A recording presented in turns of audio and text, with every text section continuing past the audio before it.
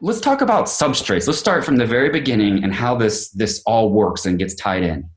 Well, so we do a lot in our practice. Is most patients who come to us with anything, we're going to start by looking at their intestinal function somehow.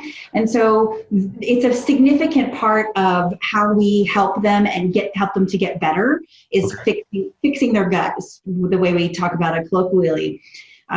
There are so many diseases that begin there, and such an inflammatory storm begins there. So this has been part of my practice for many, many years. Mm-hmm. But the whole concept of why this happens and how it happens, or actually how the dysfunction occurs, was such a new insight for me to learn that I felt like I had to share it. And it makes so much more sense, and it gets so much more buy-in from patients to understand why exactly this problem is happening, rather than just saying you took antibiotics and now you're killed off all your good bacteria, and so now you need some probiotics. Now I actually understand why this is specifically relevant for the colon cells, for the way the body works with increasing the inflammatory storm.